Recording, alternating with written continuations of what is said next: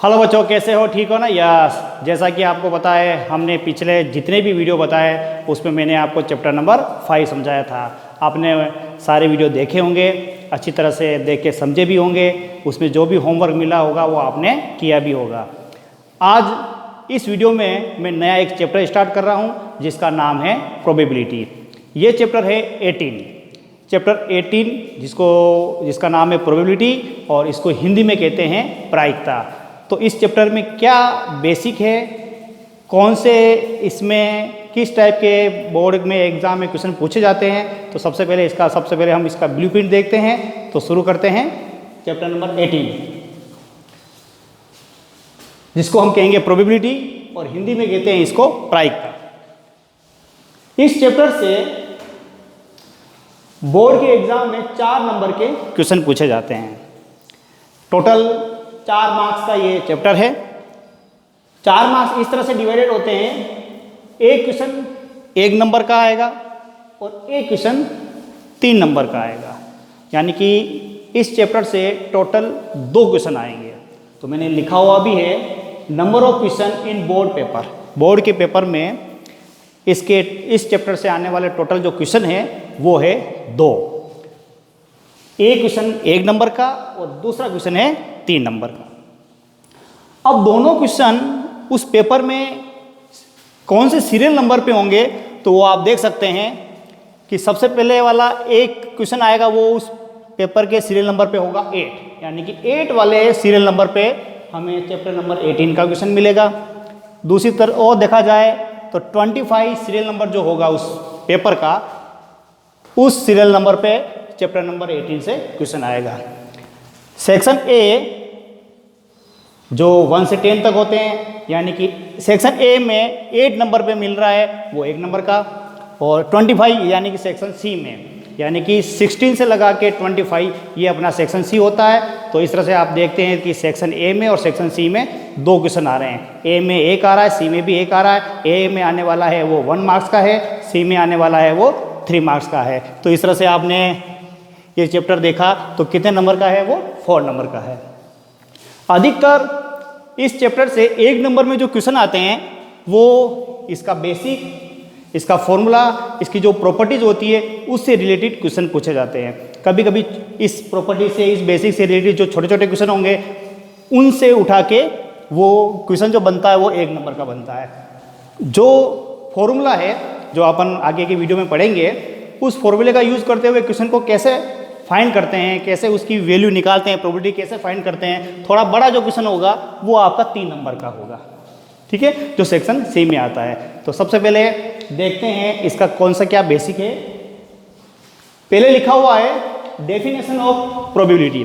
Probability की definition क्या है, यानी कि प्रायिकता की परिभाषा क्या है, प्रायिकता किसे कहते हैं। तो लिखा है probability is the likelihood of certain event to happen, it is denoted by PA। यानी कि कोई भी इवेंट जो निश्चित हैपन होता है, सर्टेन हैपन होता है, उसकी जो लाइकहुड, उसकी जो पॉसिबिलिटी होती है वो उसकी प्रोबेबिलिटी कहलाती है। यानी कि किसी भी घटना के घटित होने की जो दर है वो उसकी प्रोबेबिलिटी कहलाएगी। मान लेते हैं कोई इवेंट ए है, ए, अब हमें इसकी प्रोबेबिलिटी फाइंड करनी है तो हम इसको इस तरह से रिप्रेजेंट करेंगे PA।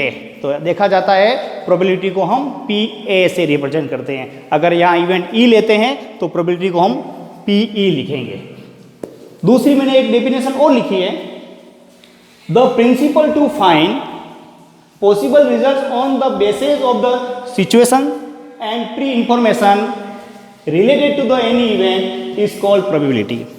इसका मतलब ये हुआ है कि कोई भी इवेंट जिसका रिलेशन किससे है, सिचुएशन से और प्री इंफॉर्मेशन से, जो किस पे बेस करती है, उसके रिजल्ट की टोटल जो संभावना है उनको फाइंड करने के लिए जो प्रिंसिपल यूज किया जाता है उस प्रिंसिपल को हम कहेंगे प्रोबेबिलिटी। यानी कि किसी भी इवेंट जो किसी भी कंडीशन में हो सकती है उसके लिए कौन कौन से पहले प्री इंफॉर्मेशन क्या है, उस प्री इंफॉर्मेशन को लेके हम उसके रिजल्ट को प्राप्त करने के लिए जितनी भी पॉसिबिलिटी लेते हैं, फाइंड करते हैं, वो क्या कहलाता है? प्रोबेबिलिटी कहलाता है। अब इसका थोड़ा इंट्रोडक्शन इसकी हिस्ट्री में इस तरह से है, लिखा है प्रिंसिपल ऑफ प्रोबेबिलिटी थ्योरी, यानी कि प्रोबेबिलिटी थ्योरी का प्रिंसिपल, इसका डेवलपमेंट कब हुआ है, इसको किसने डिस्कवर किया है, तो देखते हैं। लिखा है कि इसका डिस्कवर कब हुआ? 17वीं सेंचुरी में हुआ। और कहाँ हुआ है? यूरोप के अंदर हुआ, यानी कि 17वीं सेंचुरी के यूरोप के अंदर इसको डिस्कवर किया गया। डिस्कवर करने वाले मैथमेटिशियन कौन कौन से थे?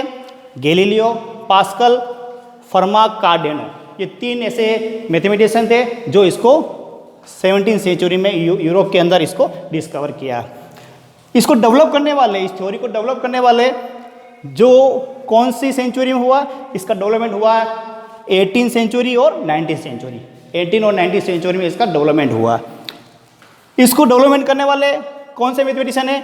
लाप्लेसी, गॉस और बर्नौली, ये 3 ऐसे मैथमेटिशियन हैं जो इसको डेवलपमेंट करते हैं। अब हम थोड़ी अलग अलग जो इसके टर्म है उसकी डेफिनेशन देखते हैं।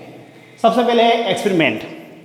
लिखा है any process that yield a result or an observation is called experiment, यानी कि कोई रिजल्ट या कोई ऑब्जर्वेशन, इसको प्राप्त करने के लिए जो प्रोसेस अपनाया जाता है उस प्रोसेस को हम कहेंगे एक्सपेरिमेंट। अगली डेफिनेशन है trial. Performing an experiment once is called a trial.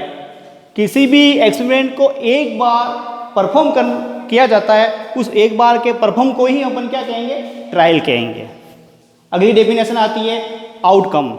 इसमें लिखा है a particular result of an experiment is called an outcome, यानी कि किसी भी एक्सपेरिमेंट का पर्टिकुलर जो रिजल्ट होगा उस पर्टिकुलर रिजल्ट को ही हम अपन क्या कहेंगे? आउटकम कहेंगे। आगे आप 2 तरह के आउटकम पढ़ोगे, एक पॉसिबल आउटकम, एक फेवरेबल आउटकम। फिर अगला है सैंपल स्पेस। सैंपल स्पेस क्या है? इसके लिए लिखा है sample space in the set of all possible outcome. जितने भी ऑल पॉसिबल आउटकम जिनका एक सेट होगा वो सेट ही क्या कहलाता है? सैंपल स्पेस कहलाता है। तो इस तरह से इस वीडियो में अपन ने डेफिनेशन, प्रोबेबिलिटी क्या है, इसकी हिस्ट्री क्या है, इसके 3-4 टर्म की डेफिनेशन क्या थी, वो अपन ने इस वीडियो में सीखा। आगे के कोई और टर्म जो आएगी उसके बारे में अगले वीडियो में हम देखेंगे, समझेंगे। Thank you.